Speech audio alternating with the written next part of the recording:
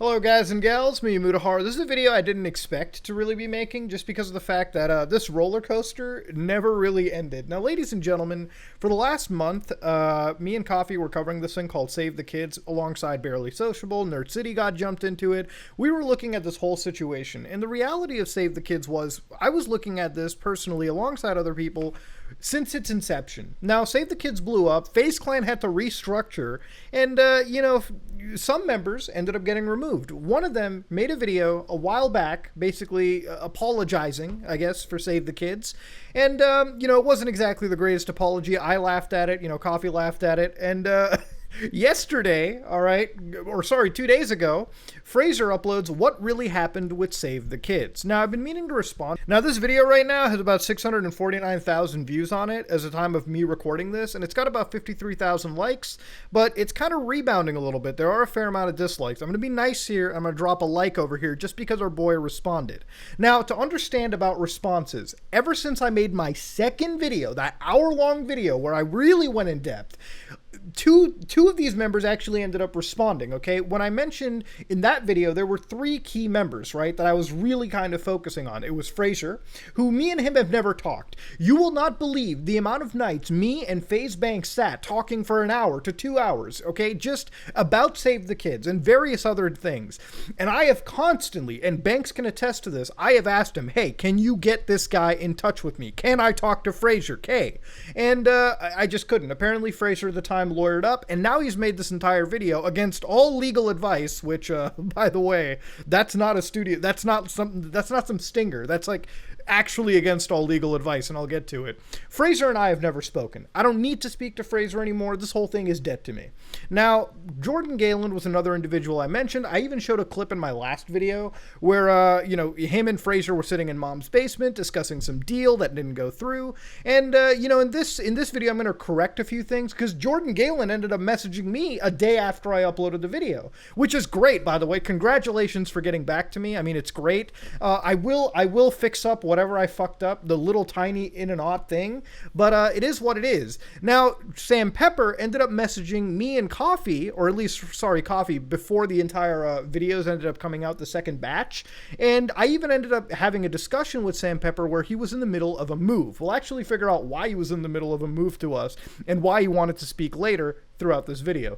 I feel awful that this ever happened, and I just want to do everything I can to help fix it. But I'll chat to you guys more about that at the end of the video with all the information. Over the last month, we've been gathering huge amounts of evidence, and we've made some actual shocking discoveries. It's been very hard and complex to unravel, but ultimately, a friend of mine, somebody that I trusted, stabbed me in the back in a way that I never could have expected.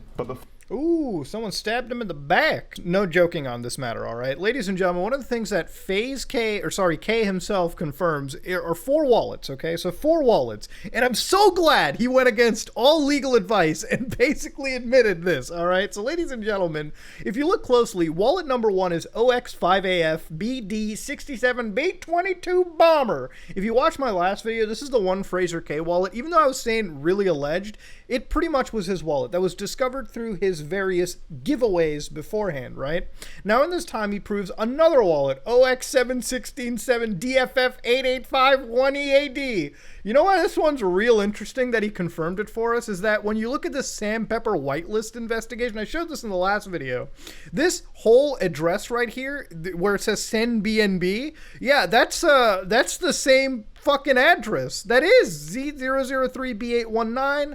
Yeah, that's the exact same address. It's part of the Sam Pepper whitelist where people are sending money in before the entire, during the pre-sale of Save the Kids. Now, of course, there's more to elaborate on this, but he also gives 2 more addresses, OX881 and OX5E9. Wallets that I also suspected, but again, when you're covering these things, you have to be fair and balanced and objective, and I can only work with the facts that I have, and I can truly and honestly discover and put my balls to. And I'm glad that he's confirmed all of these wallets, okay? This is really great. Against all legal advice, Fraser, I'm glad that you admitted that OX5AF8D is specifically one of his actual wallets. That is fucking amazing. So people have alleged that I sold for pure profit and then abandoned the project when this is just false. I have costs going out days and weeks afterwards for the pure purpose of trying to help the project. For example, 2 hours after Save the Kids was launched, I sent $55,000 of my own money in this. Okay, yeah, so he's sending fees. Basically, this guy's running like managerial expenses. Listen, this is one of the theories that I had. I'm just glad he's confirming it, okay? So ladies and gentlemen, he is running some of the back end fees. So paying people, because this stuff isn't free, okay? In order to run these kind of tokens, you do have to put in that kind of cash. That's not abnormal. He's not fluffing the $55,000 that it would be costing to run something like this. There's people to pay. There's websites to host. There's moderator teams to get. There's experts to hire. There's sandpaper. And then, everything else. So this isn't like shady. This I'm glad that he's confirming on the video. Wallet that I have that nobody knows about that still has every Save the Kids in it, and I didn't sell a single one. So if I was focused on profit, then why did I not sell that? And it's been I don't know, dude. Why didn't you sell anything at all? I guess one of the ideas is, listen, guys, I'm not focused on dumping this token because I have one wallet that it never sold. So yeah, you can literally see that this account got Save the Kids. If you look at how much they have in Save the Kids, they do actually have the Kids token right there. Never sold, received from deployer address. But in the same fucking video, like a minute before, he shows his wallet information. And one of them is OX881D60. So again, let's look at the time here. Dude receives the actual the token from the deployer address, right, to the point of 3.1 million tokens, and then immediately sends that around, dumps some of it and whatnot. But I think what's more damning is the OX5AF wallet, right? So here's the fun fact: this only has 4.7 kids in it, but if you look at it, got it from the same address to deployer, all right, to the tune of 6.2 million tokens, so more than whatever he was hodling in that new account that we just found out about. But immediately, listen, look at this, look at the timing on this. Fucking within like what, an hour? Within an hour, guess what Fraser is doing?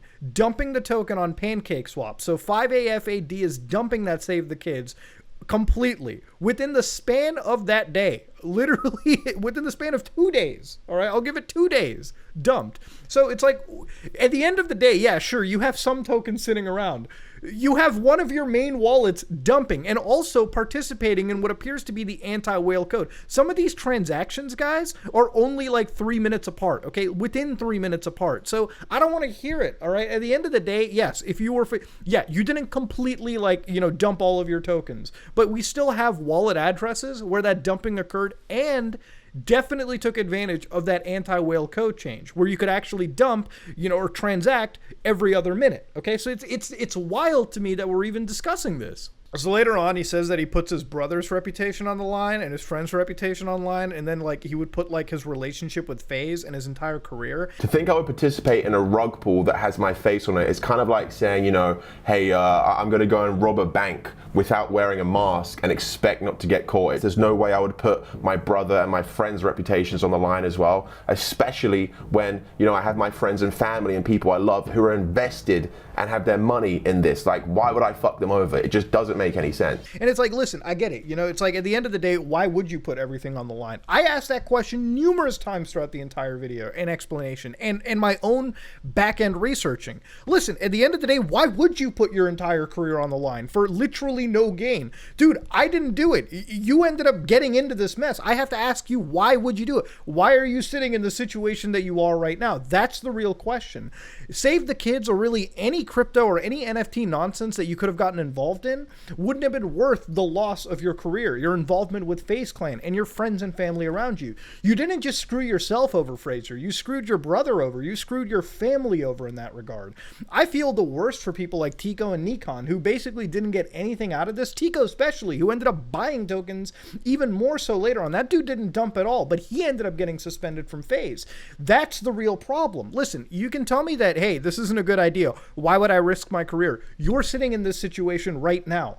You have to ask yourself how you even got there to begin with. Why? So anyways, Fraser mentions Sam Pepper, who's got his own weird history regarding everything. Now, ladies and gentlemen, how Sam Pepper ended up getting a job at FaZe Clan is weird to me, okay? How he passed the FaZe background check, how he passed the social media check is something that I have no idea how any of that worked, okay? Sam Pepper has a history on YouTube and various social media platforms, and even in the crypto sphere, where the dude is unreliable. The dude is someone that you cannot trust. how you ended up getting close to him. Listen, Fraser, look, I get it. People make mistakes. But you tell me you didn't do one Google search on the guy. Come on now. The dude is living with you. If you're going to live with a guy, you should know something. You should know at least half of the nonsense that they're involved with. I'm just saying. Anyways, though, Fraser ended up being a content creator because that's his main job, right? A YouTuber first, not a crypto genius. That much I absolutely agree with.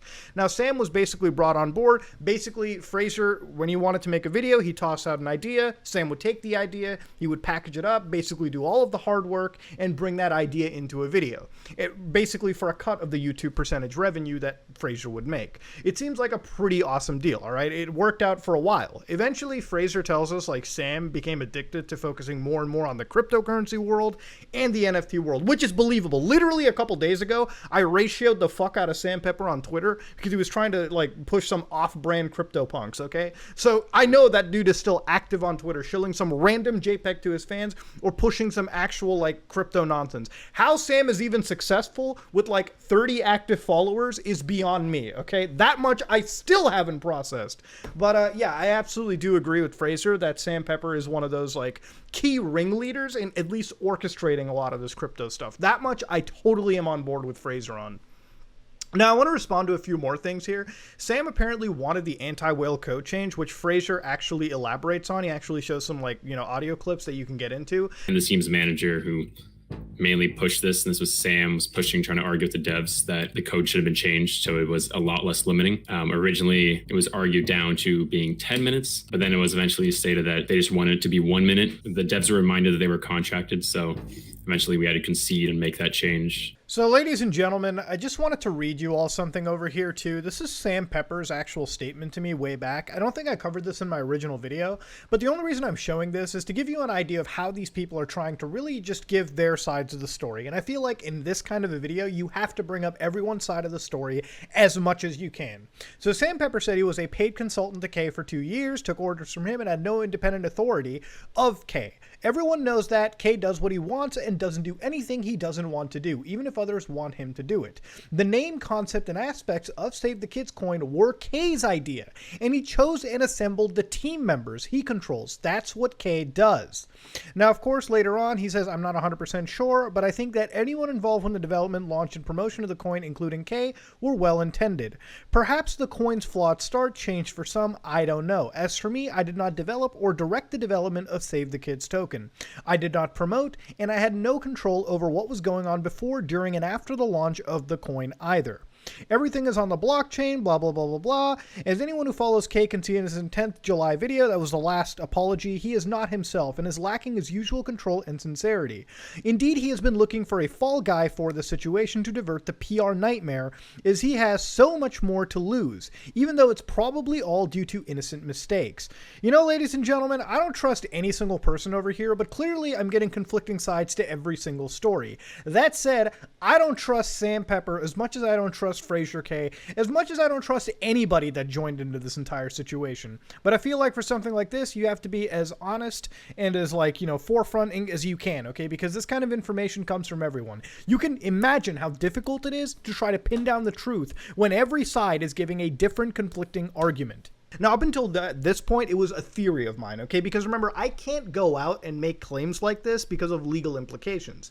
Now, with Fraser saying this, I'm just reporting on whatever Fraser is giving me. Sam apparently allegedly pressured these developers, and because they believed that they were contracted by Sam and all these people, that they had to participate in changing whale code. Listen, look, if somebody is telling you, by the way, to at least be complicit in what you believe to be shady activities or potentially a criminal activity, you got to get your foot down and stay away. Otherwise, you end up getting fucking implicated, all right? It's not a good response. Now, Fraser ends up leaking out calls with Sam where he confronts him about, like, making money on Save the Kids. And basically, Sam lies to, like, this dude's face, apparently. And I mean, no one's surprised, okay? Like I said in the beginning, everyone here needs the PR win, okay? Everyone that I've talked to tries to make themselves look the best out of the situation. And there are no fucking winners, by the way. There are no winners. You know, again, I'll retract at the beginning. Sam, when I first spoke to, was a guy that was basically, you know, in the middle of a move. He was telling me that, hey, listen, Fraser is the guy that is the one that, you know, it's the real head of the operations, the guy that really controls everything. In this video, it makes it out like Sam Pepper is the one that really runs everything. Sam Pepper had this entire intention from back in the day. Jordan Galen, a person I talked to, said that he basically just worked for, you know, Fraser, all right? And he really just, he did what he was basically instructed to. No one is the real winner in this scenario, okay? You can never get a straight answer with anybody. It baffles my brain, even trying to comprehend everyone's side of the story. Now, if it's one thing that I'll agree with Fraser on is like, listen, this guy is not a crypto genius. However, he's not a fucking total buffoon either, okay? Fraser K has been involved in at least a few of these various crypto nonsenses as well. Even back in my initial, like, second video, when I looked at something like Moon Portal, where FaZe Banks was constantly being thrown under the bus, I looked at that whole Moon Portal thing, and I compared the Fraser wallet and the Banks wallet. Banks held on to his Moon Portal. Fraser dumped that shit off like no tomorrow. This is a guy that I think knows more about crypto than he's letting on. Hit extra. Let's plug in maybe Fraser's wallet, okay? So let's get rid of the search. Let's put in Fraser. So OX5AF 8D67 B22 bomber. Holy shit, OX0D6769 sent him the exact same amount that Banks was sent. So you know what? Banks didn't do anything with his wallet. But you know what Fraser did with his wallet? He fucking dumped that bitch out into the market, and he now owns no portals, dude. The guy is locked. And it's endgame for that. Whereas Banks, and at least he gets this vindication because A, he really didn't know what the fuck was going on. And if he was going to participate in a pump and dump, he would have actually dumped the token. However, where I'll agree is that he's not a true genius. Sam Pepper at least appears to be a real genius, somebody that knows more about cryptocurrencies than anybody else involved in this scenario, which is why Sam Pepper has handled himself more intelligently in terms of how his wallets have been structured, because to investigate Fraser was far more easier in my experience than investigating Sam Pepper. Now, in this entire thing, the next thing he shows off that I want to address is the Sam Pepper WL. So he discusses how he got the Sam Pepper whitelist and his team found it, which is like, oh, great. I'm glad your investigators looked into it. Awesome. That's not really new information. Me and Coffee were using this. I showed this in my original video, okay? So he showed in, like, his video that he found, like, or is trying to investigate a dude named Pronos333 from this list. This proves that we have the same list, right? So he tried going on Twitter, didn't find anything. I ended up just Googling this entire @Pronos. I found a Telegram account, which is, like, where I believe to be. So, like, I mean, I hope your investigators looked even deeper, okay? It wasn't just Twitter that these people were operating on. Of course, that account is inactive, probably deleted, most likely. Ladies and gentlemen, to get back into the situation, while we share the same PDF, it seems, the same, like, Excel spreadsheet, the whitelist, he doesn't really show that one of his, like, wallets that he showed in the beginning of his videos was the one that people were sending the BNB to, OX7167DF8851E. I looked at his entire video. He didn't show this, like, one line, which I think is kind of interesting. But yeah, he basically makes the claims that, like, these accounts belong to, like, one person, I guess. And listen, that's a pretty heavy thing to say. You know, I'm not even going to make a claim like that. It's just one of these weird things with Fraser's video where he really wants to throw Sam under the bus. And I'm not defending Sam. Sam is not a good person in my opinion. But again, I wish he was more, you know, objective in this entire situation. Listen, at the end of the day, every party involved in this is guilty and they're bad, okay? To which degrees is questionable. But I would have to say, in my honest opinion, and from what I've seen, Fraser and Sam, you know, while Sam might be the smarter person, and definitely, you know, in my opinion, groomed Fraser in terms of how Fraser was doing these cryptocurrency deals and how Fraser got involved into it, sure. I would say Sam had more of an influential role, but Fraser is not innocent in any of this, okay, given just looking at his wallet transactions. I think one thing that I really liked about listening to these calls is Sam Pepper gets really fucking heated every time, like, he gets, like, every time he gets a torch lit under his ass, because at some point he actually threatens Fraser. Like, literally, at some point he threatens him. Like, it's kind of insane. It's going to be crazy when you release people's wallets, just for you. What do you mean just for me? What exactly do you mean by that? I feel like what people are going to do. I mean, listen, Fraser, you don't have to worry about him. Sam has no real power. Sam is the kind of guy that'll give out a threat, and it's the emptiest fucking threat I've ever heard of. But Sam basically abandons the whole project and just dips. Fraser gets his security guard that he hires as a private individual to sort of watch over the shared house that they have, and he basically tells that Sam just leaves the house. Okay, so at some point, Sam threw his shit in his car, dumped it, and booked it. Left the country, most likely. And at this point, like, listen, Sam Pepper's screwed, okay? Like, Sam Pepper is probably being investigated, not just for Save the Kids, but for various other situations he's put into. No matter how much money Sam Pepper has in crypto, he has burned his friends, he has burned his family, he has burned his online reputation. No matter how many millions you have in crypto, good luck trying to convert that to pounds, to dollars, to rupees, to whatever, in order to actually, like, buy a house, buy a car, you know, live your life.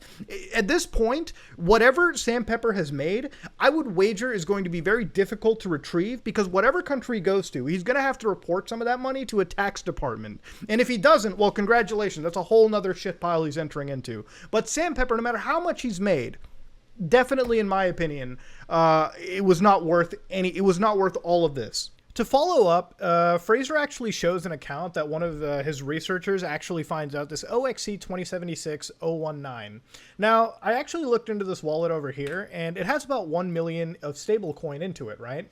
Now, what you have to understand is, because Sam is currently MIA, if Sam is truly being, like, tracked down or something, as this video kind of insinuates, how he, like, runs away or whatnot, possibly to a different country, then you have to imagine that Sam really can't buy cars or houses or anything really tangible, because even if he siphons this into fiat, even if he tries to avoid reporting laws that some countries may have, if he pulls cash out of this and it turns out that, like, you know, he's buying anything flashy and the tax individuals start looking into where the money originated, this would be pretty bad. Again, though, you know, I'd love to hear everyone's side of the story. That said, though, look at some of these transactions, right? So you can see how, like, they have 41 total transactions, and I think how they ended up finding out was through, like, where the original money was being seeded in, right?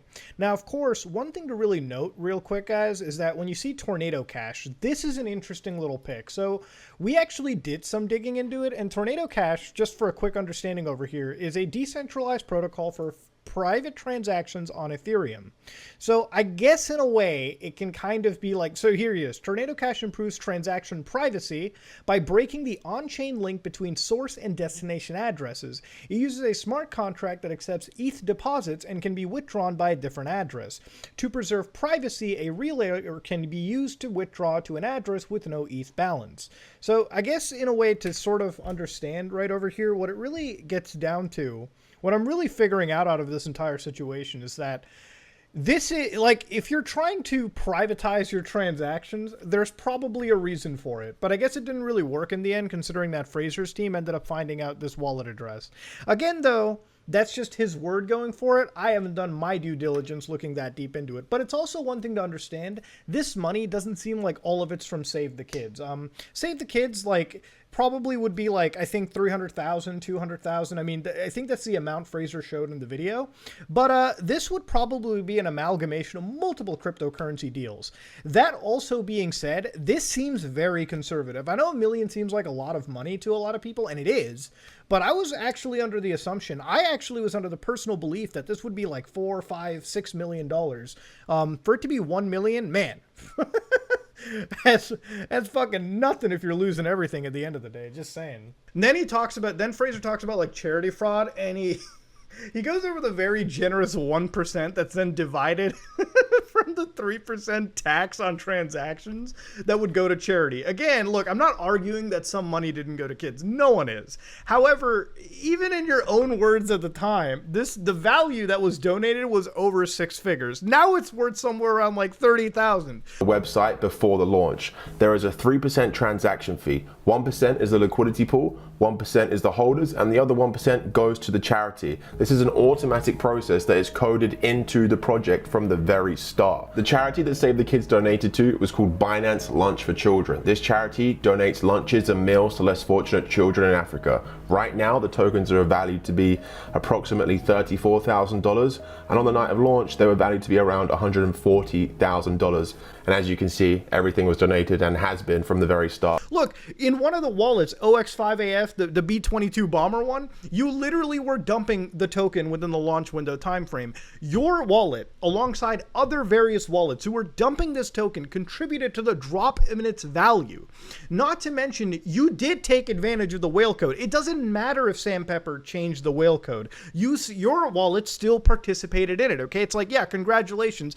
It's like, I get it. Sam Pepper fucking intimidated the actual developers into changing the whale code. That's fine, all right? But even if they changed the whale code, your wallets definitely took advantage of that whale code change. Whether you had whether you yourself changed it or not, somebody else did, and your wallets took advantage of it. That's the real question, man. And that's something that I don't think he really wants to try. The only person in this situation who didn't fuck it up was Tico, all right? And even I would say Nikon and Jarvis, okay? Like, those guys were doing their own thing. They got swapped in with whatever bullshit Fraser K was doing. And at this point, even Tico, the guy who bought more tokens well after it was being dumped. I mean, dude, just admit it, okay? Just admit it at this point. All right. Yes, some charity money got sent, but you cannot act like the innocent party given the fact your wallet addresses prove very differently to the overall, Save the Kids nonsense. Come on now. Now, he talks about previous coins and giveaways, which was like the interesting thing. He talks about getting brand deals. And listen, while he's denying taking gambling deals and OnlyFans, which, it's whatever. It is what it is. I'm glad you denied gambling. That shit is very scary to get into legally. But then he shows screenshots of like a few accounts, like basically giveaways going around. And listen, I'm not saying that some of these giveaways weren't exactly, like, not every single giveaway was fake, obviously. Fraser can give away $1,000, over $1,000 from time to time. That's not a lot of money to people like Fraser. They'll give it away. Not every single giveaway is fraudulent. However, what he doesn't really address, though, in my opinion, in this entire video, are the various cases where, in my video, my second video, I was looking at these various accounts that participated in the Safe Galaxy giveaway, the Eclipse giveaway, the Tits Coin giveaway, where Fraser's accounts was sending to the same people. I guess it literally appears as if they were the same winners who won all three giveaways and then participated in Save the Kids as well. 10.4 billion. All right, let's go see what this token's all about. Let's go capture this dude's address and let's check what Eclipse tokens this motherfucker was getting.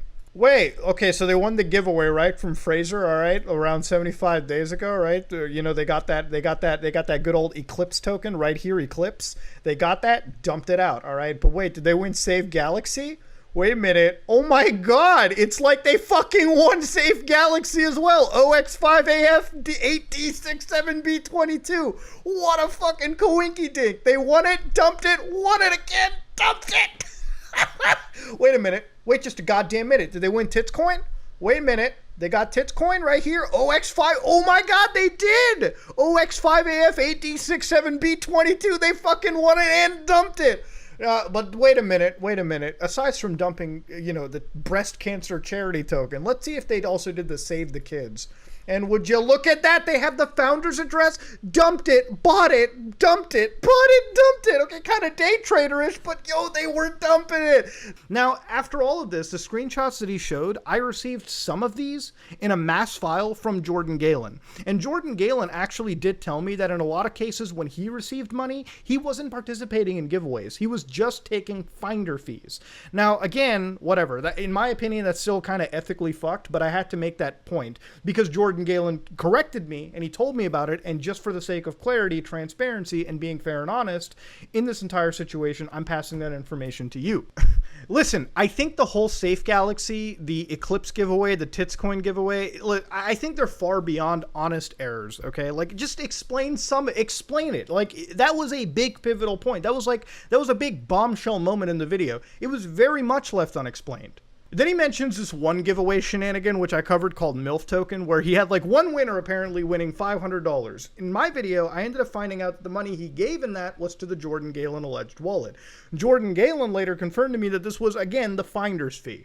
So apparently that was the one giveaway that Fraser just sort of, it never went through at the time. And it was a team error. It was an honest error, apparently. And they did ended up making up that person whole, so they gave him like 4 times the value. But again, you have to address the various giveaway winners who won all 3 of your big giveaways last time. Listen, I just need an explanation because they ended up winning and dumping. Like, it just, none of this makes any sense. Whatever, like the big bombshell things you wanted Fraser to cover never really got covered. Now, I guess in the end, to really just call this over, he apologizes once again. And then Fraser says that, listen, he's going to move away from the Fraser K character. I mean, his lifestyle is consumed by fake bullshit. Clothes, cars, money, whatever you want to call it. Look, that isn't the problem.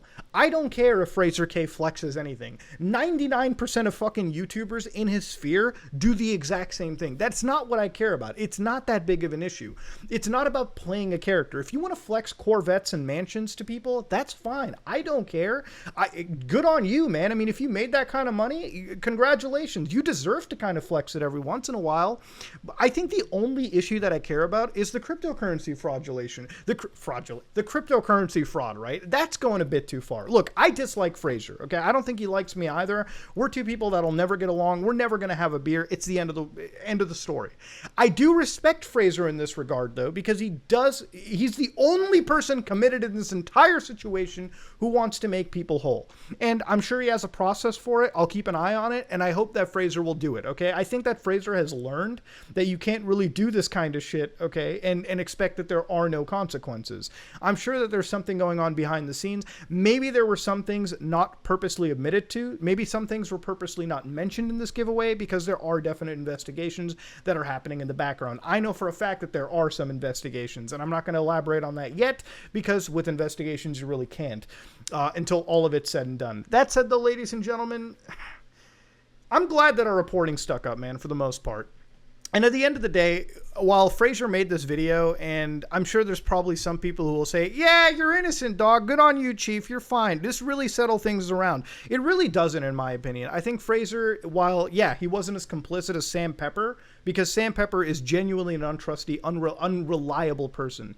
But to say that, you know, you were the one that was basically led along the entire way, Fraser, you're not a dumb guy. You're a smart individual. All right? When you're this knee deep in the whole, like, crypto sphere and in brand deals, you have to have some understanding that maybe some things that you're doing aren't exactly above board. Now, personally, in another way, would this all have happened if me and Coffee didn't cover these in our videos? I don't think so. I think if these people were allowed to basically get away with whatever Save the Kids was, this whole thing wouldn't be addressed. It would be one more shitcoin, altcoin that would have went down, done its deed, and flew into obscurity. So, ladies and gentlemen, I'm going to end this video off by saying I'm glad that he's making people whole again. I still don't like Fraser, and I still definitely believe there are aspects of this apology that are purposely omitting the real damning things. A lot of the questions that I had are still left unanswered. But I am glad that he went against all legal advice and confirmed some of those wallet addresses, so thank God. If you like what you saw, please like, comment, and subscribe. Dislike if you dislike it. This is the full finale of Save the Kids. This is me, Mudahar, and I am out.